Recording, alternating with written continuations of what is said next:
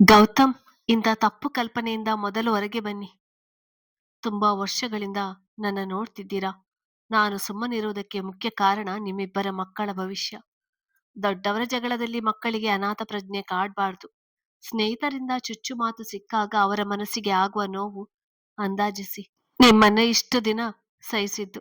ಹಾಗೆ ಇನ್ನೊಂದು ವಿಷಯ, ಇನ್ನೊಮ್ಮೆ ನನ್ನ ಮನೆ ಕಡೆ ಬರೋದು ಬೇಡ ಹೇಳಿ ಅವಳ ಕಾರಿನ ಕಡೆ ಕೈ ತೋರಿದ. ಮಕ್ಕಳ ವಿಷಯ ಬಂದಾಗ ಸ್ವಲ್ಪ ಮೆತ್ತಗಾದರೂ ನಂತರ ಕಾಲನ್ನು ನೆಲಕ್ಕೆ ಅಪ್ಪಳಿಸಿ, ಎಲ್ಲಿ ಹೋಗ್ತೀರಾ? ನನ್ನ ಕಣ್ಮುಂದೆ ಇರಬೇಕು. ಇಡೀ ಜೀವನ ಪೂರ್ತಿ ಹೀಗೆ ಒಂಟಿಯಾಗಿ ಹೇಗೆ ಕಳೆಯುತ್ತೀರಾ? ನಾನು ನೋಡ್ತೀನಿ ಹೇಳಿ ಕಾರಿನ ಕಡೆಗೆ ನಡೆದಿದ್ದಳು. ಗೌತಮ್ ಒಂದು ತಲೆನೋವು ತಪ್ಪಿತ್ತು ಎಂದುಕೊಂಡು ಒಳಗೆ ಬಂದವನು ಪಾವನಿ ಬಳಿ, ಮಾತ್ರ ತೆಗೆದುಕೊಳ್ತಿದ್ಯಾ? ಹಾಲು ಕುಡಿದಾಯ್ತಾ? ಎಲ್ಲಿ ಪ್ರಕೃತಿ ಕಾಣುತ್ತಿಲ್ಲ? ಇನ್ನೂ ಮಲಗಿದಾಳ ವಿಚಾರಿಸಿ ತನ್ನ ರೂಮಿನ ಕಡೆಗೆ ನಡೆದಿದ್ದ. ಆದ್ರೆ ಹೋದವನ ಕಡೆಗೆ ನೋಡುತ್ತಾ, ಅವರೆಚ್ಚು ಮಾತನಾಡುತ್ತಿಲ್ಲ ಅಲ್ವಾ ಎಂದಿದ್ದಳು. ನಿಹಾರ್ ಅವನ ಬಗ್ಗೆ ಒಂದಿಷ್ಟು ವಿಷಯ ಹೇಳಿ, ಈಗಿನ ಕಾಲಕ್ಕೆ ಸೂಟ್ ಆಗೋದಿಲ್ಲ, ಎಂಜಾಯ್ ಎನ್ನುವುದು ಏನು ಎಂದೇ ಅವನಿಗೆ ತಿಳಿದಿಲ್ಲ ಎಂದಿದ್ದ. ಹಾಗೆಂದರೂ ಅವನ ಕಡೆ ಅವಳ ಆಕರ್ಷಣೆ ಕಡಿಮೆಯಾಗಲಿಲ್ಲ. ಇಬ್ಬರ ಮಾತಿನ ನಡುವೆ ಮನೆ ಊಟದ ವಿಷಯ ಬಂದಾಗ ಹೊರಗಡೆ ಊಟದ ಬಗ್ಗೆ ಮೆಚ್ಚುಗೆ ವ್ಯಕ್ತಪಡಿಸಿದ. ಆದ್ರಿ, ನಿಮ್ಗೆ ಇಲ್ಲಿನ ಹೋಟೆಲ್ಗಳ ಪರಿಚಯ ಇಲ್ಲ, ನನ್ನ ಜೊತೆ ಬಂದ್ರೆ ಕರೆದುಕೊಂಡು ಹೋಗ್ತೇನೆ ಎಂದಿದ್ದಳು. ಅವಳು ಹೇಳಿದ್ದೆ ತಡ ಎದ್ದು ನಿಂತವನು. ಮುಂದೆ ಹೇಗೋ ತನಗೆ ಸಂಬಂಧಿಕಳು ಆಗುವವಳು ಎಂದುಕೊಂಡೆ. ನನಗೂ ಬೇಜಾರ, ಹೋಗಿ ಬರೋಣ, ನಿಮ್ಮ ತಂಗಿಯನ್ನು ಕರೆದುಕೊಂಡು ಬನ್ನಿ ಎಂದಿದ್ದ.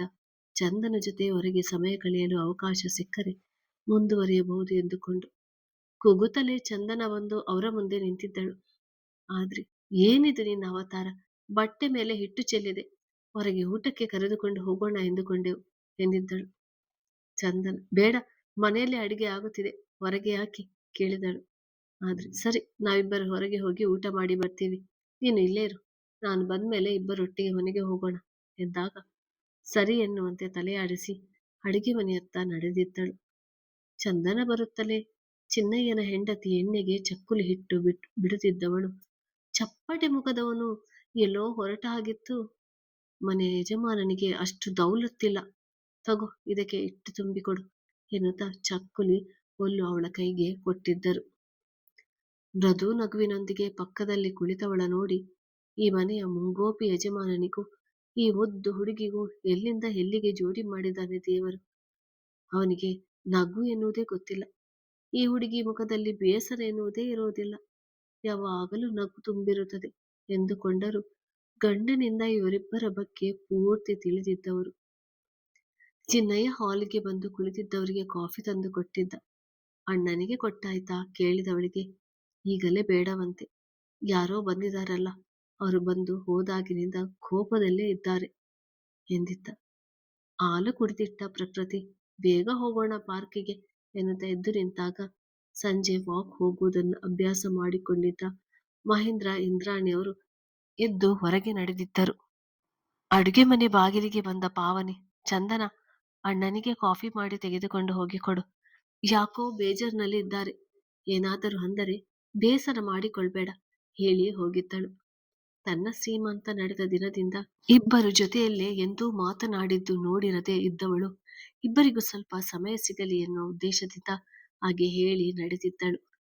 ಚಿನ್ನಯ್ಯನಿಗೂ ವಿಷಯ ತಿಳಿದಿದ್ದ ಕಾರಣ, ಚಂದನ, ನೀ ನನಗಿಂತ ಚೆನ್ನಾಗಿ ಕಾಫಿ ಮಾಡ್ತೀಯಾ, ನೀನೇ ಕಾಫಿ ಮಾಡಿ ತೆಗೆದುಕೊಂಡು ಹೋಗು ಎಂದಿದ್ದರು. ಗೌತಮ್ಗೆ ಬೇಡ ಎಂದುಕೊಂಡರು ಸುಹಾನ ವಿಷಯ ಮತ್ತೆ ನೆನಪಾಗಿತ್ತು. ಆದ್ರೆ ಹಿಂದೆ ಪಾವನಿ, ಚಂದನ ಎಲ್ಲರೂ ನೆನಪಾದಾಗ ಒಬ್ಬೊಬ್ಬರದ್ದು ಒಂದೊಂದು ರೀತಿಯ ವ್ಯಕ್ತಿತ್ವ ಎಂದುಕೊಂಡ ಗೌತಮ್ ಹಿಂದಿನ ದಿನ ಕೆಲಸದ ವಿಷಯವಾಗಿ ತನ್ನ ಕ್ಯಾಬಿನ್ಗೆ ಬಂದ ಇಂಜಿನಿಯರ್ ಜೊತೆ ಮಾತನಾಡಿದ್ದನ್ನು ನೆನಪಿಸಿಕೊಂಡಿದ್ದ. ತನ್ನ ವಿದ್ಯಾಭ್ಯಾಸ ಮುಗಿಯುತ್ತಲೇ ಕೆಲಸಕ್ಕೆ ಸೇರಿದ ಹುಡುಗ ಕ್ಯಾಬಿನ್ಗೆ ಬಂದು ಅವನ ಕೆಲಸದ ವಿಷಯ ತಿಳಿಸಿ ಅವನು ಹೊರಡುವ ಸಮಯದಲ್ಲಿ 1 ನಿಮಿಷ ಎಂದು ಹೇಳಿ ಉಳಿಸಿಕೊಂಡಿದ್ದ ಗೌತಮ್. ಮೊದಲು ಕೇಳುವುದಾ ಬೇಡವಾ ಎಂದುಕೊಂಡೆ, ನಂತರ ಯಾರನ್ನಾದ್ರೂ ಇಷ್ಟಪಟ್ಟಿದ್ಯಾ ಎಂದಿದ್ದ. ಗೌತಮ್ನ ಸುಡುವ ನೋಟದ ಪರಿಚಯ ಇದ್ದ ಹುಡುಗ ಮೊದಲು ಕಸಿವಿಸಿ ಎನ್ನಿಸಿ ಹೆದರಿದರು, ನಂತರ ನಿಜವನ್ನೇ ಹೇಳಿದ್ದ, ಹೌದು ಎಂದು. ಏನು ಡಿಮ್ಯಾಂಡ್ ಇರುತ್ತೆ ಹುಡುಗಿಯರದು? ಗೌತಮ್ ಕೇಳಿದ ಪ್ರಶ್ನೆ ಅರ್ಥವಾಗದೆ ಮುಖ ನೋಡಿ ನಿಂತಿದ್ದ ಆತ. ನಾನ್ ಸರಿಯಾಗಿ ಕೇಳಲಿಲ್ಲ ಎಂದುಕೊಂಡವನು, ಅಂದರೆ ಆ ಹುಡುಗಿ ನಿನ್ನ ಬಳಿ ಮಾತನಾಡುವಾಗ ಏನು ಎಕ್ಸ್ಪೆಕ್ಟ್ ಮಾಡ್ತಾಳೆ? ಅಂದ್ರೆ ಗಿಫ್ಟ್, ಸುತ್ತಾಡೋದು, ಹೀಗೆ. ಈಗ ಅರ್ಥ ಮಾಡಿಕೊಂಡ ಹುಡುಗ, ಸರ್, ಎಲ್ಲಾ ಹುಡುಗಿಯರ ಬಗ್ಗೆ ಗೊತ್ತಿಲ್ಲ. ನನ್ನ ಹುಡುಗಿಯಾಗೆ ಕೆಲವು ಹುಡುಗಿಯರ ಪ್ರತಿ ಮಾತಿನಲ್ಲೂ ಎಕ್ಸ್ಪೆಕ್ಟೇಷನ್ ಇದ್ದೇ ಇರುತ್ತೆ. ಸರ್, ನಮ್ಮ ಸಮಯ ಪ್ರತಿಕ್ಷಣ ಅವರದಾಗಿರ್ಬೇಕು ಎಂದು ಬಯಸುತ್ತಾರೆ. ಆದ್ರೆ ಅವರು ಕಾಲ್ ಮಾಡಿದ ತಕ್ಷಣ ರಿಸೀವ್ ಮಾಡಬೇಕು, ಮೆಸೇಜ್ಗಳಿಗೆ ಉತ್ತರಿಸಬೇಕು, ಇನ್ಸ್ಟಾಗ್ರಾಮ್ ಪೋಸ್ಟ್ ಹಾಕಿದಾಗ ಮೊದಲು ಲೈಕ್ ತಮ್ಮದೇ ಆಗಿರ್ಬೇಕು. ಇದಿಷ್ಟು ಸಾಲದು ಅಂತ ಅವರ ಮೊಬೈಲ್ ರೀಚಾರ್ಜ್, ಸಂಜೆ ಸುತ್ತಾಡಿಸಲು ಹೋದಾಗ ಸ್ನ್ಯಾಕ್ಸ್, ಗಿಫ್ಟ್, ಕಣ್ಣಿಗೆ ಕಂಡಿದ್ದರ ಕಡೆ ಎಲ್ಲ ಕೈ ತೋರಿಸಿ ಅದು ಬೇಕು ಇದು ಬೇಕು ಎಂದು ಕೇಳುವಾಗ ಜೇಬಿನಲ್ಲಿ ದುಡ್ಡಿಲ್ಲದಿದ್ದರೂ ಸಾಲನಾದ್ರೂ ಮಾಡಿ ಕೊಡಿಸ್ಬೇಕು ಎನಿಸುತ್ತೆ. ತಿಂಗಳ ಕೊನೆಯಲ್ಲಿ ನಮಗೆ ಕಷ್ಟ ಗೊತ್ತಾಗುವುದು. ಬರುವ ಸಂಬಳದಲ್ಲಿ ನಮಗಿಂತ ಹೆಚ್ಚಾಗಿ ಅವರಿಗೆ ಖರ್ಚಾಗುತ್ತದೆ. ಇನ್ನು ಸಿನಿಮಾ, ಎಕ್ಸ್ಪೆಕ್ಟೇಷನ್ ಅವರಿಗೆ ಇದ್ದೇ ಇರುತ್ತದೆ. ಪ್ರತಿ ಮಾತುಗಳಲ್ಲೂ ಎಕ್ಸ್ಪೆಕ್ಟೇಷನ್ ತುಂಬಿಯೇ ಹೇಳುತ್ತಾರೆ. ಬರೀ ಕೊಡಿಸಿಕೊಳ್ಳುವುದು ಎಂದು ಮಾತ್ರವಲ್ಲ, ಅಲ್ಲಿ ನಮ್ಮಿಂದ ತುಂಬಾ ಪ್ರೀತಿಯನ್ನು ಬಯಸುವ ಎಕ್ಸ್ಪೆಕ್ಟೇಷನ್ ಕೂಡ ಇರುತ್ತದೆ. ಹೇಳುತ್ತಿದ್ದವನು ಮೊಬೈಲ್ನಿಂದ ಬಂದ ಮೆಸೇಜ್ ಸದ್ದು ಗಮನ ಸೆಳೆದಾಗ ಒಮ್ಮೆ ಅದರತ್ತ ನೋಡಿದ. ಗೌತಮ್ ಅರ್ಥ ಮಾಡಿಕೊಂಡವನು ಏನು ಎಂದಿದ್ದ. ಸರ್, ಹೇಳಿದ್ನಲ್ಲ, ನಮ್ಮ ಹುಡುಗಿ ನಾಳೆ ಹೊಸ ಫಿಲ್ಮ್ ರಿಲೀಸ್ ಆಗ್ತಾ ಇದೆಯಲ್ಲ, ಟಿಕೆಟ್ ಬುಕ್ ಮಾಡುವಂತೆ ಮೆಸೇಜ್ ಮಾಡಿದಾಳೆ. ಸರ್, ಸಣ್ಣ ಪುಟ್ಟ ವಿಷಯಕ್ಕೆಲ್ಲ ಮುನಿಸಿಕೊಳ್ತಾರೆ. ಸರ್, ಅವರು ಹೇಳಿದ ಸಮಯಕ್ಕೆ ಹೇಳಿದ ಜಾಗದಲ್ಲಿ ಇರಬೇಕು. ಸರ್, ಒಬ್ಬರನ್ನು ಪ್ರೀತಿಸಿದ್ದೇವೆ ಎಂದ ಮೇಲೆ ನಮ್ಮ ಸಮಯದಲ್ಲಿ ಅವರಿಗೆಂದು ಇಂತಿಷ್ಟು ಸಮಯ ಇಟ್ಟು ಬಿಡಬೇಕು ಎಂದವನು ಸುಮ್ಮನೆ ಕುಳಿತ ಗೌತಮನ್ ನೋಡಿ, ಸರ್, ಹೊರಡ್ತೇನೆ ಎನ್ನುತ್ತಾ ಹೊರಗೆ ನಡೆದಿದ್ದ. ಗೌತಮ್, ಹೌದಾ, ಇಷ್ಟೆಲ್ಲ ಸಮಸ್ಯೆ ಇದೆಯಾ? ನಾಲಾಯ್ಕೆ ಏನು ತೊಂದರೆ ಕೊಟ್ಟಿಲ್ವಲ್ಲ?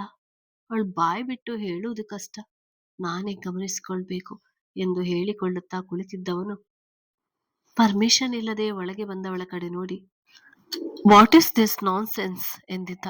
ಸುಹಾನ, ನೀನು ಹೀಗಂದರೂ ನನಗೆ ಬೇಸರ ಇಲ್ಲ. ನಿನ್ನಿಂದ ಇದೇ ಮಾತುಗಳು ಕೇಳಿ ಕೇಳಿ ಅಭ್ಯಾಸ ಆಗಿಬಿಟ್ಟಿದೆ. ಹೀಗೆ ಹೋಗುತ್ತಿದ್ದೆ, ನಿನ್ನ ನೋಡ್ಬೇಕು ಎನಿಸಿ ಬಂದೆ ಎಂದಿದ್ದಳು. ಇನ್ನು ಗೌತಮ್ ತನ್ನ ಗಂಡನ ಜೊತೆ ಮಾತನಾಡಿದ್ದು ತಿಳಿಯದೇ ಇದ್ದವಳು ಅಧಿಕಾರದಿಂದಲೇ ಮಾತನಾಡಿದಳು. ಗೌತಮ್ ಕೂಡ, ಇವಳಿಗೆ ವಿಷಯ ತಿಳಿದಿಲ್ಲ, ನಾಯರ್ ಅವರೇ ಹೇಳಲಿ, ನಾನು ಏನು ಹೇಳುವುದು ಬೇಡ.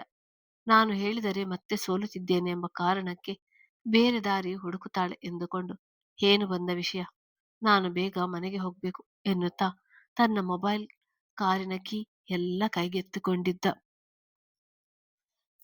ಸುಹಾನ ಜೋರಾಗಿ ನಕ್ಕವಳು, ಹೊರಡುವುದಕ್ಕೆ ಇಷ್ಟು ಆತುರ ಯಾಕೆ?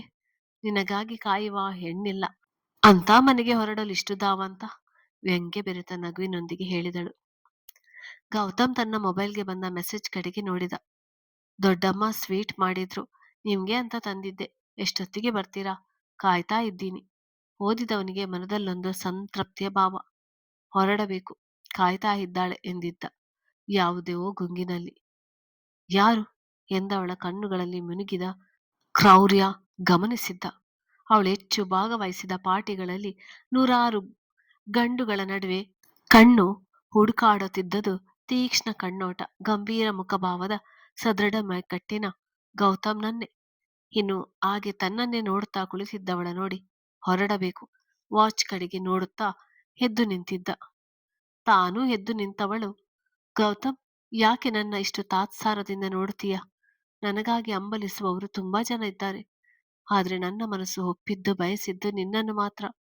ಒಮ್ಮೆ ನಿನ್ನ ತೋಳಿನಲ್ಲಿ ಕರಗಿ ಬಿಡಬೇಕು, ನೀನು ಸಂಪೂರ್ಣವಾಗಿ ನನ್ನವನಾಗಬೇಕು ಒಂದೇ ಉಸಿರಿಗೆ ಹೇಳಿದಳು.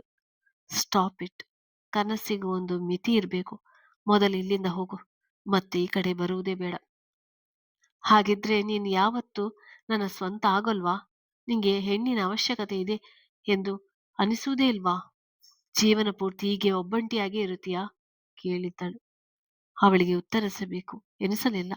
ನಾನು ಯಾರಿಗೆ ಸ್ವಂತ ಎನ್ನುವ ಅನಿಸಿಕೆ ಬಂದಾಗ ಮನ ಉಸಿರಿತು. ನಾಲಾಯಕ್ ಎಂದು ಕಾಯ್ತಾ ಇದ್ದೀನಿ ಎನ್ನುವ ಮೆಸೇಜ್ ನೆನಪಾಗಿತ್ತು. ಮೆಲ್ಲಗೆ ತುಟಿ ಬಿರಿದು ನಗುವ ಚಂದನಳ ಗುಂಗು ಮೂಡುತ್ತಲೇ ಮೈ ಬಿಸಿಯಾಗಿ ಮನದಲ್ಲಿ ಬಯಕೆಗಳು ಸೆಲೆ ಮೂಡಿದಾಗ ಕಲ್ಪನೆಯಲ್ಲಿ ಅವಳ ರೂಪ ಕಣ್ಣು ತುಂಬಿತ್ತು. ನಾಲಾಯಕ್, ಮೆಲ್ಲಗೆ ಉಸಿರಿದವನಿಗೆ ಕೆಲ ದಿನಗಳು ಅವಳು ತನ್ನ ಮನೆಯಲ್ಲಿದ್ದ ನೆನಪು ಮೂಡಿದಾಗ ಬೆಳಿಗ್ಗೆ ಮನೆಯಿಂದ ಹೊರಡುವ ಸಮಯದಲ್ಲಿ ಏನಾದರೂ ಕೆಲಸ ಸೃಷ್ಟಿಸಿಕೊಂಡು ಬಂದು ಬಾಗಿಲ ಬಳಿ ನಿಂತು ಕಣ್ಣಿನಲ್ಲಿ ಹೇಳಿ ಕಳಿಸುತ್ತಿದ್ದಳು. ಇನ್ನು ಸಂಜೆ ಮನೆಗೆ ಹೋಗುವ ಸಮಯದಲ್ಲಿ ಬಾಲ್ಕನಿಯಲ್ಲಿ ಅಥವಾ ತೋಟದಲ್ಲಿ ನನ್ನ ನಿರೀಕ್ಷೆಯಲ್ಲೇ ಇದ್ದಳೇನೋ ಎನ್ನುವಂತ ನೋಟ ಬೀರಿ ನಿಂತಿರುತ್ತಿದ್ದಳು. ನನ್ನ ನೋಡುತ್ತಲೇ ಹರಳುವ ಕಣ್ಣುಗಳು ಅವಳ ಮನದ ಭಾವನೆ ವ್ಯಕ್ತಪಡಿಸುವುದರಲ್ಲಿ ಸಫಲವಾಗಿರುತ್ತಿದ್ದವು. ನಮ್ಮಿಬ್ಬರ ನಡುವೆ ಹೆಚ್ಚು ಮಾತುಗಳ ಅವಶ್ಯಕತೆ ಎಂದೂ ಬೀಳಲಿಲ್ಲ ಎಂದುಕೊಂಡವನು ಅವಳ ಕಡೆ ಗಮನ ಹರಿಸಿ, ಒಳ್ಳೆ ಮಾತಿನಲ್ಲಿ ಹೇಳುತ್ತಿದ್ದೇನೆ, ಬದಲಾಗು. ಆಫೀಸ್ನ ಕಡೆ ಮತ್ತೊಮ್ಮೆ ಬರುವುದು ಬೇಡ, ನನಗೆ ಇಷ್ಟವಾಗುವುದಿಲ್ಲ ಹೇಳಿ ಪಕ್ಕಕ್ಕೆ ಬಂದವನು ಬಾಗಿಲ ಕಡೆ ಕೈ ತೋರಿ ನಿಂತಿದ್ದ. ಗೌತಮ್ ಕೂಡ ಹೊರಡಲು ನಿಂತಿರುವಾಗ ಅವಳು ಹೊರಡುವುದು ಅನಿವಾರ್ಯವಾಗಿತ್ತು. ನಾನು ಇಲ್ಲಿಗೆ ಬರಬಾರ್ದೆಂದ್ರೆ ಸೈಟ್ ಬಳಿ ಬನ್ನಿ ಎಂದು ಹೇಳಿ ಹೋಗಿದ್ದು ನೆನಪಾಗಿ ಎಚ್ಚೆತ್ತವನು. ಇನ್ನು ನಾಯರ್ ಅವರಿಂದ ವಿಷಯ ತಿಳಿದಿರಬೇಕು, ಅದಕ್ಕೆ ಮಾತನಾಡಲು ಮನೆಗೆ ಬಂದಿದ್ದಾಳೆ. ನಾಯರ್ ಅವರಿಗೆ ಈಕೆಯ ಬಗ್ಗೆ ಸೂಕ್ಷ್ಮ ತಿಳಿದಿದ್ದರೂ ಮಕ್ಕಳಿಗಾಗಿ ಸಮಾಜದಲ್ಲಿ ತಮಗಿರುವ ಹೆಸರು ಕೀರ್ತಿಗಾಗಿ ಸಹಿಸಿಕೊಂಡು ಇರಬಹುದು ಎಂದುಕೊಂಡವನು ಗೆಜ್ಜೆಯ ಸದ್ದಿಗೆ ಎಚ್ಚೆತ್ತು ಬಾಗಿಲ ಕಡೆ ನೋಡಿದ. ಕಾಫಿ ಹಿಡಿದು ನಿಂತಿದ್ದವಳ ಮುಖದಲ್ಲಿ ಇದ್ದ ಕೊಂಚ ಆಯಾಸದ ಚಿಹ್ನೆ ನಾಚಿಕೆ ಜೊತೆ ಬೆರೆತು ತನ್ನ ಅಂದವನ್ನು ಮತ್ತಷ್ಟು ಹೆಚ್ಚಿಸಿಕೊಂಡಿತ್ತು. ಎಷ್ಟು ನೋಡಿದರೂ ತೃಪ್ತ ಭಾವನೆ ಮೂಡುವುದಿಲ್ಲ ಎನಿಸಿದಾಗ ಅದರ ಹಿಂದೆಯೇ ಬೇಡದವರ ನೆನಪಾಗಿತ್ತು. ಸುಹಾನ ಸುತ್ತ ಒಂದು ಚೌಕಟ್ಟು ಹಾಕಿ ಆಯಿತು. ಇನ್ನು ಆ ನಿಹಾರ್ ಮುಂದಿನ ತಿಂಗಳು ಟ್ರೈನಿಂಗ್ ಮುಗಿಸಿ ಹೊರಡುತ್ತಾನೆ. ಒಂದೊಂದೇ ತಲೆನೋವುಗಳು ದೂರ ಆಗುತ್ತಿದೆ ಎಂದುಕೊಂಡವನು ಇನ್ನು ಬಾಗಿಲ ಬಳಿ ನಿಂತಿದ್ದವಳ ನೋಡಿ, ರೆಡ್ ಕಾರ್ಪೆಟ್ ಹಾಕ್ಬೇಕಾ ಕೇಳಿದ್ದ. ಒಳಗೆ ಬಂದು ಲೋಟ ಮುಂದೆ ಹಿಡಿದವಳು ಕೋಪದಲ್ಲಿ ಇದ್ದಾಗಿದೆ ಎಂದಿದ್ದಳು. ಅವಳ ಮಾತಿಗೆ ಉತ್ತರಿಸಲಿಲ್ಲ. ಲೋಟ ಕೈಗೆ ತೆಗೆದುಕೊಳ್ಳುತ್ತಾ, ಎಲ್ಲ ವಾಕ್ ಹೋದ್ರಾ ಎಂದಿದ್ದ. ಹೌದು ಹೋದ್ರು. ಒಂದು ವಿಷಯ ಹೇಳ. ಏನದು? ಯಾವ ವಿಷಯಕ್ಕೆ ಪೀಟಿಗೆ ಆಗ್ತಿದ್ಯಾ? ಅಕ್ಕನ ಬಳಿ ಯಾಕೆ ಅಷ್ಟು ಜೋರಾಗಿ ಮಾತನಾಡಿದ್ರಿ? ನನಗೇನು ಕನಸು ಬಿದ್ದಿತ್ತಾ ಅವಳು ನಿನ್ನ ಅಕ್ಕ ಎಂದು? ಅದು ಅಲ್ಲದೆ ನಿನ್ನ ಬಳಿ ಹೀಗೆ ಮಾತನಾಡ್ತೀನಿ ಅಂದ್ರೆ ಸಿಕ್ಕವರ ಬಳಿಯಲ್ಲೆಲ್ಲ ಹಾಗೇನೇ ಮಾತನಾಡ್ತೇನೆ ಅಂತ ಹೇಗೆ ಅಂದುಕೊಂಡೆ? ಮೊದಲ ಬಾರಿ ಬಂದಿದ್ದಳು, ಹೆದರಿದ್ದಾಳೇನು? ಅದು ಹೆದರುವ ಜಾತಿ ಅಲ್ಲ ಬಿಡು. ಕಾಫಿ ಕೈಗೆ ತೆಗೆದುಕೊಂಡು ಹೊರಡಲು ನೋಡಿದವಳ ಕೈ ಹಿಡಿದು ಸೋಫಾದಲ್ಲಿ ಕೂರಿಸಿ ಪಕ್ಕ ಕುಳಿತಿದ್ದ. ಮತ್ತೇನ್ ವಿಷಯ? ಏನಿಲ್ಲ. ಏನಾದ್ರೂ ಗಿಫ್ಟ್ ಬೇಕಾ? ಬೇಡ. ಆಗಾಗ ಆದ್ರಿ ಅಕ್ಕ, ಮಿತ್ರ ಅಕ್ಕ ತಂದು ಕೊಡ್ತಾ ಇರ್ತಾರೆ. ನಿನ್ನ ಮೊಬೈಲ್ ಕರೆನ್ಸಿ ಏನಾದ್ರೂ ಹಾಕಿಸ್ಬೇಕಾ? ಬೇಡ, ನಂದನ ಅಣ್ಣ ಹಾಕಿಸ್ತಾನೆ. ಡ್ರೆಸ್ ಕೊಡಿಸ್ಲಾ? ಬೇಡ, ಮೊನ್ನೆ ದೊಡ್ಡಪ್ಪ ಊರಿಗೆ ಹೋಗಿದ್ದಾಗ ಅಪ್ಪ ತುಂಬಾ ಕೊಟ್ಟು ಕಳಿಸಿದ್ದಾರೆ. ಸರಿ, ಚಿನ್ನದು ಏನಾದ್ರೂ ಗಿಫ್ಟ್ ಕೊಡಿಸ್ಲಾ? ಬೇಡ, ಅಮ್ಮ ತೆಗೆದಿಟ್ಟಿದ್ದಾರೆ. ಸರಿ, ಎಲ್ಲಾದ್ರೂ ಹೊರಗೆ ಓಡಾಡ್ಬೇಕು, ಏನಾದ್ರೂ ಕೊಳ್ಬೇಕು ಅಂದ್ರೆ ಹೇಳು, ಪರವಾಗಿಲ್ಲ. ಬೇಡ, ದೊಡ್ಡಮ್ಮ ಕರೆದುಕೊಂಡು ಹೋಗ್ತಾರೆ. ನಿನ್ ತಲೆ. ಹಾಗಾದ್ರೆ ನಾನ್ ನಿನಗೆ ಯಾಕೆ? ನೀವ್ ಹೇಳ್ತಾ ಇರೋದು ನಂಗೆ ಅರ್ಥ ಆಗ್ತಾ ಇಲ್ಲ. ಕೇಳಿದಕ್ಕೆಲ್ಲ ಉತ್ತರ ಕೊಟ್ಟಿದ್ದೀನಲ್ಲ. ಎಲ್ಲ ಅವರೇ ಕೊಡಿಸಿದ್ದಾರೆ, ನಾನೇನು ಕೊಡಿಸುವುದು? ಇನ್ಮೇಲೆ ಯಾರಿಂದ ಏನೂ ತಗೋಬೇಡ. ಇನ್ಮೇಲೆ ನಿಂಗೇನ್ ಬೇಕು ಹೇಳು, ಎಲ್ಲ ನಾನೇ ತಂದು ಕೊಡ್ತೀನಿ. ಅಸಮಾಧಾನದ ಮುಖ ಹೊತ್ತು ಕುಳಿತಿದ್ದವನ್ನ ನೋಡಿ ಹೆಚ್ಚು ಏನು ಹೇಳಲು ಹೋಗದೆ ಸರಿ ಎನ್ನುವಂತೆ ತಲೆ ಆಡಿಸಿದಳು. ಟೇಬಲ್ ಮೇಲಿದ್ದ ಹೂವಿನ ಪೊಟ್ಟಣಗಳನ್ನು ನೋಡಿ, ಅಷ್ಟೊಂದು ಯಾಕೆ ತಂದಿದ್ದೀರಾ ಕೇಳಿದಳು. ಮಳೆ ಬರ್ತಾ ಇತ್ತು, ಆ ಹುಡುಗ ಮಳೆಯಲ್ಲಿ ನೆನೆಯುತ್ತಾ ಮಾರುತ್ತಿದ್ದ. ಮನೆಗೆ ಹೋಗ್ಲಿ ಎಂದು ಎಲ್ಲ ನಾನೇ ಕೊಂಡುಕೊಂಡೆ. ಹೋಗಿ ಹಿಡಿದು ಬಂದವನು ಅವಳ ಕೈಗೆ ಕೊಟ್ಟಿದ್ದ. ಹರಳಿದ ಮೊಗ್ಗುಗಳ ನೋಡುತ್ತಾ ಕುಳಿತವಳು ಸಣ್ಣ ಪುಟ್ಟದಕ್ಕೆಲ್ಲ ಖುಷಿ ಪಡುವ ಅವಳನ್ನು ನೋಡುತ್ತಾ, ಅಂದು ಹೂ ಕೊಟ್ಟು ಮನಸ್ಸಿಗೆ ಹಾಕಿಕೊಳ್ಬೇಡ ಎಂದಾಗ ಅವಳಾಗೆ ಮುತ್ತಿ ಕೊಟ್ಟದ್ದು ನೆನಪಾಗಿ, ಏನು ಹಾಗೆ ಕುಳಿತಿದ್ಯಾ ಎಂದಿದ್ದ. ಮತ್ತೇನ್ ಮಾಡ್ಬೇಕು? ಮುಂದೆ ಮಾತನಾಡಲು ಹೋದವಳಿಗೆ ಆ ದಿನ ನೆನಪಾಗಿ ನೋಟ ಅರ್ಥವಾದಾಗ ಕೆನ್ನೆಗೆ ಪುಟ್ಟ ಮುತ್ತು ಇಟ್ಟಿದ್ದಳು. ನಾಲಾಯಕ್, ನಿನ್ನ ತರನೇ ಇದೆ, ಸರಿಯಾಗಿ ಕೊಡು. ನೀವು ಹಿಂಗೆ ನೋಡ್ತಾ ಇದ್ರೆ ಕೊಡೋದಕ್ಕೆ ಕಷ್ಟ ಆಗುತ್ತೆ. ನಾನ್ ಕೊಡಲ್ವಾ? ಕೊಡ್ತೀರಾ? ಅದು ನಿಮ್ಗೆ ಇಲ್ವಲ್ಲ. ನಾನ್ಸೆನ್ಸ್, ಏನಿಲ್ಲ. ಮಾತು ನುಂಗದೆ ಸರಿಯಾಗಿ ಹೇಳು. ಅದೇ ನಾಚಿಕೆ. ತೆಗೆದು ಬಿಟ್ರೆ ಎಂದವನಿಗೆ ಕೆಣಕುವ ಮನಸ್ಸಾಗಿತ್ತು. ಸರಿಯಾಗಿ ಕೊಡು ಎಂದಿದ್ದ. ನೀವ್ ಹೀಗೆ ನೋಡ್ತಾ ಇದ್ರೆ ಕೊಡೋದಕ್ಕೆ ಕಷ್ಟ ಅನ್ನಿಸ್ತಾ ಇದೆ. ನಾನು ಕೊಟ್ಟರೆ ಚೆನ್ನಾಗಿ ತಗೋತೀಯ, ಬೇಗ. ದೊಡ್ಡ ದೊಡ್ಡ ಕಣ್ಣು ಬಿಟ್ಟು ಹೇಳಿದಾಗ ತನ್ನ ಒಂದು ಕೈಯಿಂದ ಅವನ ಕಣ್ಣು ಮುಚ್ಚಿದವಳು ಮುಂಗಾಲಿನ ಮೇಲೆ ನಿಂತು ತುಟಿಗೆ ಮುತ್ತಿಟ್ಟು ತಕ್ಷಣ ಓಡಿ ಹೋಗಲು ಹೆಜ್ಜೆ ಇಟ್ಟವಳಿಗೆ ಅಲ್ಲಿಂದ ಒಂದು ಚೂರು ಕದಲಲು ಸಾಧ್ಯವಿಲ್ಲದಾಗಿತ್ತು. ಗೌತಮ್ ಅವಳ ಬುದ್ಧಿ ತಿಳಿದಿದ್ದ ಕಾರಣ ತೋಳಲ್ಲಿ ಪಟ್ಟಾಗಿ ಉಳಿಸಿಕೊಂಡಿದ್ದ. ಅತಿಯಾದ ಸನಿಹ, ಸಂಜೆಯ ವಾತಾವರಣ, ಮತ್ತೆ ಇರಿಸುವಂತಿತ್ತು. ಮೆಲ್ಲಗೆ ಕಿವಿಯ ಬಳಿ ಬಾಗಿ, ನಾಲಾಯಕ್, ಪಿಸುಗುಟ್ಟಿದವನನ್ನು ಸ್ಪಂದಿಸಿದವಳ ನೋಡುತ್ತಾ ಹಾಗೇ ಉಳಿಯುವುದು ಕಷ್ಟವೆನಿಸಿದಾಗ ಆಳವಾಗಿ ತುಟಿಯೋರಿದ್ದ. ಉಸಿರುಗಟ್ಟಿದಂತಹ ಭಾವ. ಆಸರೆಗೆ ಅವನನ್ನೇ ಮತ್ತಷ್ಟು ಬಳಸಿದಳು. ಏನಾಯ್ತು? ಮುದ್ದಿಸುತ್ತಲೇ ಕೇಳಿದ್ದ. ಗೊತ್ತಾಗ್ತಿಲ್ಲ, ನಾನು ಹೋಗ್ತೀನಿ. ಯಾಕೆ? ಅದು ನೀವು ಹೇಳಿದ್ರಲ್ಲ, ನನ್ನ ರೂಮ್ಗೆ ಬರ್ಬೇಡ ಎಂದು. ಮತ್ತೆ ಯಾಕೆ ಬಂದೆ? ಮರೆತು ಬಂದೆ. ಈಗ ಬಿಡಿ. ನೀವ್ಯಾಕೆ ರೂಮ್ಗೆ ಬರ್ಬೇಡ ಎಂದದ್ದು? ನಿನ್ನಿಂದ ದೂರ ಉಳಿಯುವುದಕ್ಕೆ. ನನ್ನಿಂದ. ಮಾತು ಅಷ್ಟಕ್ಕೆ ನಿಂತಿತ್ತು. ಚೂರು ಬಿಡಿಸಿಕೊಂಡವಳು. ನನ್ನಿಂದ ದೂರ ಇರುವುದಕ್ಕೆ. ಮುಂದಕ್ಕೆ ಹೇಳಿ. ಏನು ಹೇಳೋದು? ನಿಂಗೆ ಅದೆಲ್ಲ ಅರ್ಥ ಆಗಿದ್ರೆ ನಾನು ಹೇಳುವ ಕಷ್ಟ ಇರ್ತಾ ಇರ್ಲಿಲ್ಲ. ಹೇಳಿ, ಅರ್ಥ ಮಾಡ್ಕೊಳ್ತೀನಿ. ಏನು ಅರ್ಥ ಮಾಡ್ಕೊಳ್ತೀಯ? ನಿನ್ ತಲೆ. ಎಲ್ಲರೂ ನಿನ್ನನ್ನು ಮಗುತರ ಅಂತ ಹೇಳಿ ಹೇಳಿ ನಿನ್ನನ್ನು ಅಲ್ಲೇ ಇರಿಸುವುದಕ್ಕೆ ನೋಡ್ತಾ ಇದ್ದಾರೆ. ಅವನ ಮುಖದ ಕಡೆ ಕಡೆಗಣ್ಣಿನಲ್ಲಿ ನೋಡಿದಳು. ಮೃದುತನ, ಕೋಪ ಎರಡನ್ನು ಒಟ್ಟಿಗೆ ತುಂಬಿಕೊಂಡಂತಹ ಮುಖ. ಹಣೆ ಮೇಲೆ ಹರಡಿದ್ದ ಕೂದಲು ಹೆಚ್ಚು ಆಕರ್ಷಕ ಎನಿಸಿತು. ತುಂಬ ದಿನಗಳ ಆಸೆ ಎನ್ನುವಂತೆ ಬೆರಳ ತುದಿಯಲ್ಲಿ ಕೂದಲನ್ನು ಹಿಂದಕ್ಕೆ ಸರಿಸಿದವಳು ಮತ್ತಷ್ಟು ಮುಂಗಾಲಿನ ಮೇಲೆ ನಿಂತು ಅವನ ಹಣೆಗೆ ಗಾಢವಾಗಿ ಚುಂಬಿಸಿ ಮೆಲ್ಲಗೆ, ಅರ್ಥವಾಗುತ್ತೆ, ಸಮಯ ಬರಬೇಕು ಎಂದವಳು ಅವನ ಕೊರಳನ್ನು ಗಟ್ಟಿಯಾಗಿ ತಬ್ಬಿದಳು. ಇದೊಂದು ಚೆನ್ನಾಗಿ ಬರುತ್ತೆ. ಏನು ಅರ್ಥ ಆಗದೆ ಇದ್ದರೂ ಹೇಳಿ ಸಮಯ ನೋಡಿಕೊಂಡವನು, ಬೇಗ ರೆಡಿಯಾಗೋ, ಹೊರಗೆ ಹೋಗೋಣ ಎಂದಿದ್ದ. ಬಿಡಿ, ಸ್ವಲ್ಪ ಸಮಯ ಹೀಗೇ ಇರು. ಬೇಡ ಬಿಡು, ಟೈಮ್ ಆಗುತ್ತೆ. ಬೇಗ ಬಿಟ್ರೆ ತಾನೇ ಹೋಗೋದು. ಬರೋದು ಎಷ್ಟೊತ್ತಾಗುತ್ತೆ? ದೊಡ್ಡಮ್ಮನಿಗೆ ಏನಾದ್ರೂ ಹೇಳ್ಬೇಕಲ್ವಾ? ಸಿನಿಮಾಗೆ ಹೋಗ್ತಾ ಇರೋದು. 9ಕ್ಕೆಲ್ಲ ಬರ್ತೀವಿ. ಸ್ವಲ್ಪ ತಡವಾದ್ರೂ ಆಗ್ಬೋದು. ಡಿನ್ನರ್ ಹೊರಗೆ ಮುಗಿಸಿ ಬರೋಣ. ಚಂದನ ಯೋಚಿಸುವ ಮುಖ ಮಾಡಿದ್ದಳು. ಯಾಕೆ, ನನ್ನ ಜೊತೆ ಬರುವುದಕ್ಕೆ ಇಷ್ಟ ಇಲ್ವಾ? ಕೇಳಿದ್ದ. ಹಾಗಲ್ಲ, ಈಗಲೇ ಎಲ್ಲರಿಗೂ ತಿಳಿಯುವುದು ಬೇಡ ಎಂದು ಅಕ್ಕ ಹೊರಗೆ ಹೋಗಿದ್ದಾಳೆ. ಇಲ್ಲಿಗೆ ಬಂದು ನನ್ನನ್ನು ಮನೆಗೆ ಕರೆದುಕೊಂಡು ಹೋಗ್ತೇನೆ ಎಂದಿದ್ದಾಳೆ. ಅವಳು ಬಂದಾಗ ನಾನು ಇಲ್ಲದೇ ಇದ್ರೆ ಇನ್ನು ನನಗೆ ನಿಮ್ಮ ಜೊತೆ ಇರೋದು ಮುಖ್ಯ. ಅದು ಸಿನಿಮಾ ಹಾಲ್ನಲ್ಲೇ ಆಗ್ಬೇಕು. ಹೊರಗಡೆ ಡಿನ್ನರ್ ಎಂದೆಲ್ಲ ಏನೂ ಇಲ್ಲ. ಹೀಗೆ ನನ್ನ ಕಣ್ಣೆದುರಿಗೆ ಇದ್ದರೆ ಸಾಕು. ನೀವು ಉಸಿರಾಡುವ ಗಾಳಿ ನನ್ನನ್ನು ಸೋಕುವಷ್ಟು ದೂರದಲ್ಲಿದ್ದರೂ ನನಗೆ ಸಂತೃಪ್ತಿ ಇದೆ ಎಂದಿದ್ದಳು. ಅವಳು ಯೋಚಿಸುವ ರೀತಿಗೆ, ತನ್ನನ್ನು ಬಯಸುವ ಪರಿಗೆ ಏನು ಹೇಳ್ಬೇಕೆಂದು ತಿಳಿಯದೆ ಮತ್ತಷ್ಟು ಬಳಸಿ, ಅಲ್ಲಿ ಡ್ರೆಸ್ಸಸ್ ಇದೆ, ಹೋಗಿ ಯಾವುದು ಬೇಕೋ ಹಾಕಿಕೊಂಡು ಬಾ, ಹೇಳಿ ಬಂದ. ಇಮೇಲ್ ಚೆಕ್ ಮಾಡುತ್ತಾ ಕುಳಿತ. ಚಂದನ ಅವನು ತೋರಿದ ಕಡೆ ಬಂದು ಜೋಡಿಸಿಟ್ಟ ಅಷ್ಟು ಹ್ಯಾಂಡ್ ಬ್ಯಾಗ್ಗಳಲ್ಲಿದ್ದ ಬಟ್ಟೆ ತೆಗೆದು ನೋಡಿದವಳು ಉಗುರು ಕಚ್ಚಲು ಶುರು ಮಾಡಿದಳು. ತನ್ನ ಕೆಲಸ ಮುಗಿದ ನಂತರ ಅವಳತ್ತ ನೋಡಿ, ಎಷ್ಟೊತ್ತು ಎಂದವನು ಉಗುರು ಕಚ್ಚುತ್ತಾ ಇನ್ನೂ ಹಾಗೆ ಕುಳಿತಿದ್ದವಳ ಬಳಿಗೆ ಬಂದಿದ್ದ.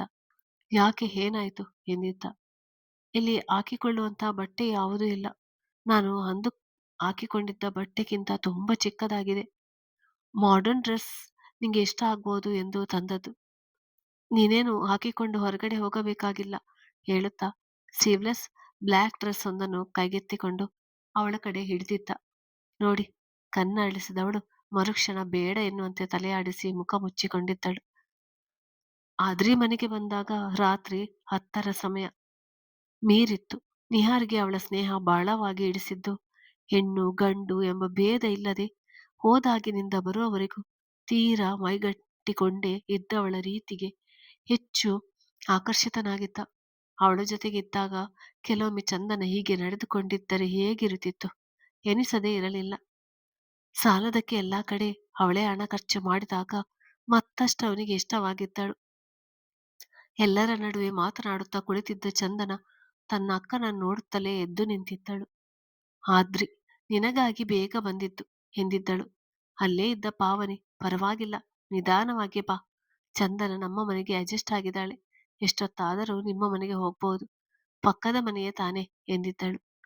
ಇಬ್ಬರು ಹುಡುಗಿಯರು ಹೊರಟಾಗ, ಗೇಟಿನವರೆಗೂ ಹೋಗಿ ಬರ್ತೀನಿ, ನಮಗೂ ವಾಕ್ ಆಗುತ್ತೆ ಎಂದ ನಿಹಾರ್ ಅವರ ಜೊತೆ ನಡೆದವನು ಚಂದನ ಪಕ್ಕದಲ್ಲೇ ನಡೆದಿದ್ದ. ಸ್ವಲ್ಪ ಸಮಯಕ್ಕೆ ಮನಸ್ಸು ತಡೆಯದೆ ಎದ್ದ ಗೌತಮ್ ತಾನೂ ಹೊರಗೆ ಬಂದು ಕೈಕಟ್ಟಿ ನೋಡುತ್ತಾ ನಿಂತ. ಚಂದನ ಪಕ್ಕ ಹೋಗುತ್ತಿದ್ದ ನಿಹಾರಿಗೆ ಅವಳಿಂದ ಹೊರಹೊಮ್ಮುತ್ತಿದ್ದ ಕಂಪು ಸನಿಹ, ಮೃದು ತ್ವಚೆ ತನ್ನ ಗಮನ ಹಿಡಿದಿಟ್ಟುಕೊಂಡ ರೀತಿ ಮತ್ತೇರಿಸಿದಂತೆ ಎನಿಸಿತು. ತನ್ನ ಪಕ್ಕದಲ್ಲಿ ಅಷ್ಟೊಂದು ಜಾಗವಿದ್ದರೂ ಅವಳ ತೀರ ಸನಿಹಕ್ಕೆ ಸರಿದವನು ನಡೆಯುತ್ತಿದ್ದವಳ ಕೈಗೆ ತನ್ನ ಕೈ ಸಹಜ ಎನ್ನುವಂತೆ ತಾಕಿಸಿದ್ದ. ಒಮ್ಮೆ ಅವನ ಕಡೆ ನೋಡಿದ ಚಂದನ ಏನೊಂದೂ ಯೋಚಿಸದೆ ಆದ್ರಿಯ ಈ ಪಕ್ಕಕ್ಕೆ ಬಂದು ನಡೆದಿದ್ದಳು.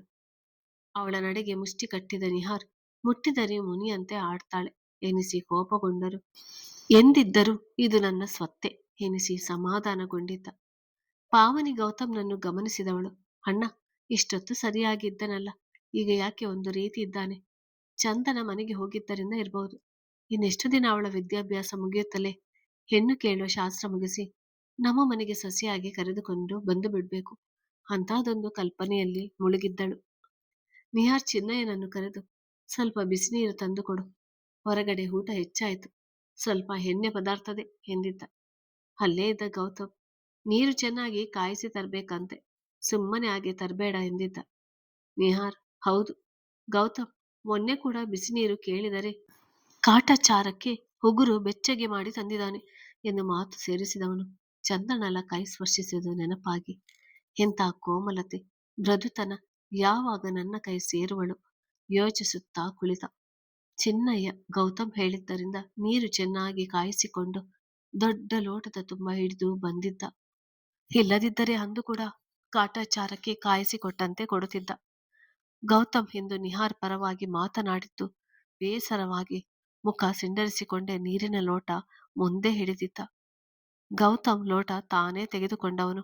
ಕೊಡ್ತೀನಿ ಹೋಗು ಹೇಳಿ ಮೊಬೈಲ್ ನೋಡುತ್ತಿದ್ದ ನಿಹಾರ್ ಕಡೆಗೆ ಲೋಟ ಹಿಡಿದಿದ್ದ. ನಿಹಾರ್ ಕೈ ಚಾಚಿದಾಗ ಗೌತಮ್ ಮೊಬೈಲ್ ನೋಡುತ್ತಾ ಅವನ ಕೈಗಿಂತ ಮೇಲಕ್ಕೆ ತೆಗೆದುಕೊಂಡು ಹೋಗಿ ಲೋಟ ಬಿಟ್ಟಿದ್ದ. ಬಾಗಿದ ಲೋಟದ ನೀರು ಪೂರ್ತಿ ನಿಹಾರ್ ಕೈ ಮೇಲೆ ಬಿದ್ದಿತ್ತು.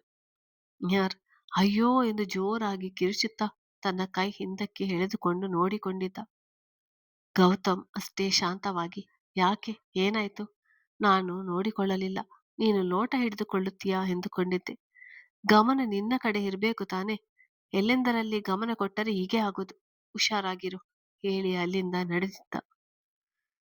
ಮಹೇಂದ್ರ ಅವರು ಇಂದ್ರಾಣಿ ಬರ್ನಲ್ ತೆಗೆದುಕೊಂಡು ಬಾ, ಅಲ್ಲಲ್ಲಿ ಸಣ್ಣದಾಗಿ ಬೊಬ್ಬೆ ಬರುತ್ತಿದೆ, ಕೈ ಪೂರ ಕೆಂಪಾಗಿದೆ, ಇಬ್ಬರು ಸರಿಯಾಗಿದ್ದೀರಾ, ಮೊಬೈಲ್ಗಳನ್ನು ನೋಡುತ್ತಿದ್ದರೆ ಮಾಡುವ ಕೆಲಸಗಳು ಹೀಗೆ ಆಗುವುದು ಎಂದಿದ್ದರು. ನಿಹಾರ್ ಹುರಿಯುತ್ತಿದ್ದ ಕೈಯನ್ನು ನೋಡಿಕೊಂಡು ಇವನೇನು ಮನುಷ್ಯನ ರಾಕ್ಷಸನ, ಆಸ್ಪತ್ರೆಗೆ ಕರೆದುಕೊಂಡು ಹೋಗುವುದು ಬಿಟ್ಟು ಇಷ್ಟು ಕೂಲಾಗಿ ಎದ್ದು ಹೋಗಿಬಿಟ್ಟ ಎಂದುಕೊಂಡು ತನ್ನ ಆರೈಕೆ ತಾನೇ ನೋಡಿಕೊಂಡಿದ್ದ. ಚಂದನ ಬೆಳಿಗ್ಗೆಯೇ ತನ್ನ ತಾಯಿಗೆ ಕರೆ ಮಾಡಿದ್ದಳು. ರಾತ್ರಿ ಕನಸಿನಲ್ಲಿ ಬಂದಿದ್ದ ಕಾರಣ. ವಿಮಲ ಕರೆ ಸ್ವೀಕರಿಸಿದವರು. ಏನು ಬೆಳಿಗ್ಗೆಯೇ ನೆನೆಸಿಕೊಂಡು ಬಿಟ್ಟಿದ್ಯಾ ಎಂದವರು. ಏನಾದರೂ ವಿಷಯ ಇತ್ತೇನು ಎಂದುಕೊಂಡೆ. ಏನು ಹೇಳು ಎಂದಿದ್ದರು. ಚಂದನ ತುಂಬ ನೆನಪಾದ್ರಿ, ಕನಸಿಗೆ ಬಂದಿದ್ರಿ, ಮಾತನಾಡಬೇಕು ಎನಿಸಿತ್ತು ಎಂದಿದ್ದಳು. ಮಗಳ ಈ ಬದಲಾವಣೆ ನೆನಪಾಗಿ ಸಂತಸ ತಂದಿತ್ತು. ಮುಕ್ತವಾಗಿ ಮಾತನಾಡದೆ ಯಾವಾಗಲೂ ಸಂಕೋಚದ ಮುಖ ಮಾಡಿ ನಿಲ್ಲುತ್ತಿದ್ದವಳ ನೆನಪಾದಾಗ ಇಲ್ಲೇ ಇದ್ದಿದ್ದರೆ ಇವಳಿಷ್ಟು ಚುರುಕಾಗುತ್ತಿರಲಿಲ್ಲ. ತನ್ನ ಅಕ್ಕನ ಮಕ್ಕಳ ಜೊತೆ ಹೊಂದಿಕೊಂಡು ಈ ಮಟ್ಟಕ್ಕೆ ಬದಲಾಗಿದ್ದಾಳೆ ಎಂದುಕೊಂಡು ಅವಳ ಜೊತೆ ಸ್ವಲ್ಪ ಸಮಯ ಮಾತನಾಡಿದವರು. ಅಕ್ಕ ಎದ್ದಿದ್ದರೆ ಫೋನ್ ಕೊಡು ಎಂದಿದ್ದರು. ಪದ್ಮಾ ಅವರು ಏನು ಮಗಳ ಜೊತೆ ಮಾತನಾಡಲು ಬೆಳಿಗ್ಗೆ ಫೋನ್ ಮಾಡಿ ಬಿಟ್ಟಿದ್ದೀಯಾ ಕೇಳಿದ್ದರು. ನಾನಲ್ಲ, ಅವಳೇ ಫೋನ್ ಮಾಡಿತ್ತು. ಹಾಗೆ ನಿನ್ನ ಬಳಿ ಒಂದು ವಿಷಯ ಹೇಳಬೇಕಾಗಿತ್ತು. ಚಂದನಗೆ ಒಂದು ಸಂಬಂಧ ಬಂದಿದೆ. ಹುಡುಗ ಅದೇನೋ ಟ್ರೈನಿಂಗ್ ಮೇಲೆ ಹೋಗಿದ್ದಾನಂತೆ. 4 ತಿಂಗಳ ನಂತರ ಬರ್ತಾನಂತೆ. ಆಗ ಬಂದು ಮಾತುಕತೆ ಆಡ್ತಾರಂತೆ. ಹುಡುಗನ ತಂದೆ ತಾತ ಬಂದು ಮಾತನಾಡಿಕೊಂಡು ಹೋದರು. ನಮ್ಮನೆಯವರು ಕೂಡ ಹುಡುಗನ ಬಗ್ಗೆ ವಿಚಾರಿಸಿ ನೋಡಿದ್ದಾರೆ. ಹುಡುಗ ತುಂಬಾ ಒಳ್ಳೆಯವನಂತೆ, ಒಳ್ಳೆಯ ಕೆಲಸದಲ್ಲಿ ಇದ್ದಾನಂತೆ.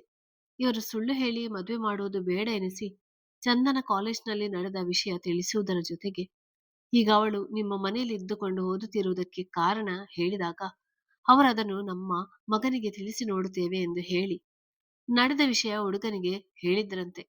ಆ ಹುಡುಗ ಇದರಲ್ಲಿ ಹುಡುಗಿಯ ತಪ್ಪೇನಿಲ್ಲ, ನಂಗೆ ಈ ಮದುವೆ ಒಪ್ಪಿಗೆ ಎಂದು ಹೇಳಿದ್ದಾನೆ. ಚಂದನ ಈ ಬಾರಿ ಓದು ಮುಗಿಸಿಕೊಂಡು ಬರುತ್ತಲೇ ಅವಳ ಮದುವೆ ಮಾಡಿಬಿಟ್ಟರೆ ನಮ್ಮ ಜವಾಬ್ದಾರಿ ಮುಗಿದಂತೆ ಎಂದಿದ್ದರು. ಪದ್ಮಾ ಅವರು ಹೌದಾ, ಇಷ್ಟೆಲ್ಲ ನಡೆದಿದೆಯಾ, ನೀನು ಹೇಳೇ ಇಲ್ಲ, ಚಂದನೆಗೆ ಹೇಳಿದ್ಯಾ ಎಂದಿದ್ದರು. ಇಲ್ಲ, ಅವಳಿಗೆ ಇನ್ನೂ ಯಾವ ವಿಷಯವೂ ಗೊತ್ತಿಲ್ಲ, ಅವಳ ಪರೀಕ್ಷೆ ಮುಗಿಯುವವರೆಗೆ ಹೇಳುವುದೇ ಬೇಡ ಎಂದು ನಂದನ್ ಇವರು ಮಾತನಾಡಿಕೊಂಡಿದ್ದಾರೆ. ಇದು ಕೊನೆ ವರ್ಷ, ನೆಮ್ಮದಿಯಾಗಿ ಓದಿಕೊಳ್ಳಲಿ ಎಂದು. ಅದೆಲ್ಲ ಸರಿ, ಅಲ್ಲಿಯ ಕಾಲೇಜ್ನಲ್ಲಿ ಅವಳ ಹಿಂದೆ ಬಿದ್ದಿದ್ದ ಹುಡುಗ ಮದುವೆಗೆ ಅಡ್ಡಿಪಡಿಸಿದರೆ ಏನ್ ಮಾಡ್ತೀರಾ?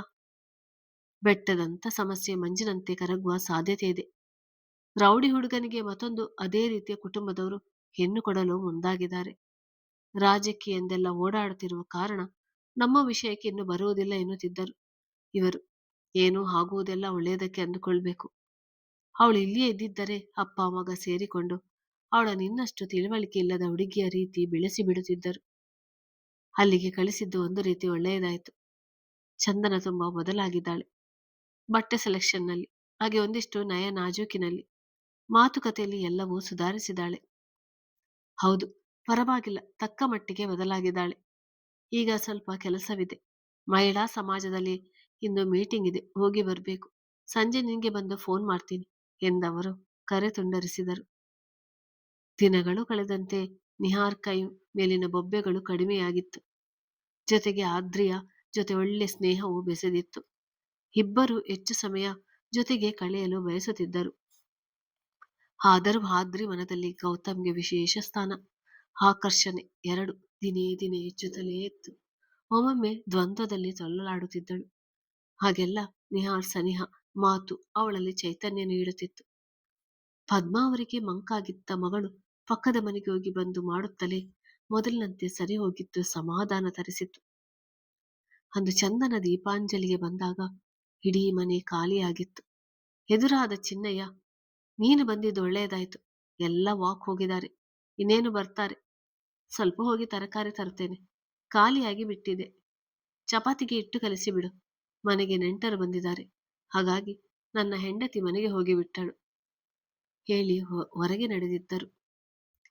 ಗೌತಮ್ ಫೋಟೋ ನೋಡ್ತಾ ನಿಂತಿದ್ದ ಚಂದನ ಅಡಿಗೆ ಮನೆಗೆ ಹೋಗ್ಬೇಕು ಎನ್ನುವಷ್ಟರಲ್ಲಿ, ಏನು ಮನೆಯಲ್ಲಿ ಯಾರು ಇಲ್ಲ, ಒಬ್ಬಳೇ ಇದ್ದೀಯಾ ಎನ್ನುತ್ತಾ ನಿಹಾರ್ ಬಂದಿದ್ದ. ಎಲ್ಲರೂ ಹೊರಗೆ ಹೋಗಿದ್ದಾರೆ, ಇನ್ನೇನು ಬರಬಹುದು ಎಂದಿದ್ದಳು. ಒಂದು ಲೋಟ ಕಾಫಿ ಸಿಗುತ್ತಾ ಎಂದಿದ್ದ. ಸ್ವಚ್ಛ ಮುತ್ತಿನಂತೆ ಹೊಳೆಯುತ್ತಿದ್ದವಳನ್ನು ನೋಡಿ ತರ್ತೀನಿ ಹೇಳಿ ಅಡುಗೆ ಮನೆಯತ್ತ ನಡೆದಿದ್ದಳು. ನಿಹಾರ್ ನಡೆಯುತ್ತಿದ್ದವಳನ್ನು ನೋಡಿ ದೇಹ ಸಿರಿ ಶಿಲಾ ಬಾಲಿಕೆಯರಿಗೆ ಹೋಲುತ್ತದೆ. ತನ್ನ ಅಂದದ ಕಡೆ ಈ ಹುಡುಗಿಗೆ ಗಮನವೇ ಇಲ್ಲ. ಅದರ ಒಡೆಯ ನಾನು, ಆದರೆ ಇದುವರೆಗೂ ಚೂರಾದರೂ ಅನುಭವಿಸಲು ಸಿಕ್ಕಿಲ್ಲ ಎಂದುಕೊಳ್ಳುತ್ತಿದ್ದಂತೆ ಚಂದನ ಜಾನಿಯನ್ನು ನೋಡುತ್ತಲೇ ಹೆದರಿ ಪಕ್ಕದಲ್ಲಿ ನಿಂತವರ ತಬ್ಬಿ ಹಿಡಿಯುವುದು ನೆನಪಾಗಿ ತಕ್ಷಣ ಹೊರಗೆ ನಡೆದಿದ್ದ. ಚಂದನ ಕಾಫಿ ಲೋಟ ಹಿಡಿದು ಅದರ ಕಡೆಯೇ ನೋಡುತ್ತಾ ನಡೆದು ಬಂದಿದ್ದವಳು ನಿಹಾರ್ ಪಕ್ಕದಲ್ಲಿದ್ದ ಜಾನಿಯನ್ನು ನೋಡುತ್ತಲೇ ಅವಳ ಕೈಯಲ್ಲಿದ್ದ ಲೋಟ ನೆಲ ಸೇರಿತ್ತು. ಕಿರುಚಲು ಸ್ವರ ಹೊರಡಲಿಲ್ಲ. ಅದು ಬಾಯಿ ತೆರೆದು ನಿಂತಾಗ ಗಾಬರಿಗೆ ಕಣ್ಮುಚ್ಚಿದವಳಿಗೆ ತೋರಾಡುವಂತಾಗಿತ್ತು.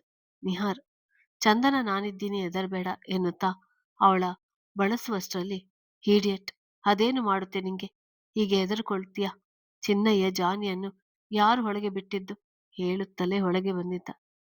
ಗೌತಮ್ ಧ್ವನಿ ಕೇಳಿ ಕಣ್ಣು ಬಿಟ್ಟವಳು ಮತ್ತೆ ಜಾನಿಯನ್ನೊಮ್ಮೆ ನೋಡಿ ಪಕ್ಕದಲ್ಲಿದ್ದ ಗೌತಮ್ ತೋಳು ಹಿಡಿದಿದ್ದಳು. ಅದು ಏನು ಮಾಡೋಲ್ಲ, ಭುಜ ಬಳಸಿ ಹೇಳಿದ್ದ. ಇಬ್ಬರನ್ನು ಹಾಗೆ ನೋಡಿದ ನಿಹಾರ್, ಹುಡುಗಿಯರು ಎಂದ್ರೆ ಮಾರು ದೂರ ಸರಿಯುವವ ಗೌತಮ್ ಇವಳನ್ನು ಯಾವಾಗಲೂ ಸಿಡಿಮಿಡಿಗುಟ್ಟುತ್ತಲೇ ಬೈದರು ಅಷ್ಟೇ ಕಾಳಜಿ ವಹಿಸುತ್ತಾನೆ. ಯಾಕೆ? ಇನ್ನೀವಳು ನಾನು ಮುಟ್ಟಿದರೆ ಸಾಕು ಮಾರು ದೂರ ಓಡಿ ಹೋಗೋಳು. ನಾನು ಅಷ್ಟೇ ಸನಿಹದಲ್ಲೇ ಇದ್ದರೂ ಗೌತಮ್ ಕೈಯನ್ನು ಯಾಕೆ ಹಿಡಿದಳು? ಖಂಡಿತ ನಾನು ತಪ್ಪಾಗಿ ಯೋಚಿಸ್ತಿದ್ದೀನಿ. ಗೌತಮ್ ಜೀವನದಲ್ಲಿ ಹೆಣ್ಣೊಬ್ಬಳು ಬರುವುದು ಖಂಡಿತ ಸಾಧ್ಯವಿಲ್ಲ. ಸಲದಕ್ಕೆ ಅವನೇ ಇವಳನ್ನು ನಾಲಾಯಕ್ ಎನ್ನುತ್ತಾನೆ. ಅಂದ ಮೇಲೆ ಇವಳು ಅವನ ಆಯ್ಕೆ ಆಗಿರುವುದಿಲ್ಲ. ಇನ್ನು ಅವಳು ಭಯಗೊಂಡರೆ ಪಕ್ಕದಲ್ಲಿ ಇರುವವರ ಹಿಡಿದುಕೊಳ್ಳುವ ಸ್ವಭಾವ. ಅಂದು ಜಾನಿಗೆ ಹೆದರಿ ಪಕ್ಕದಲ್ಲಿದ್ದ ಪಾವನಿಯನ್ನು ತಬ್ಬಿಕೊಂಡಿದ್ದಳು. ಇವನು ಬೆಂಕಿ ಆದರೆ ಅವಳು ಮಂಜು.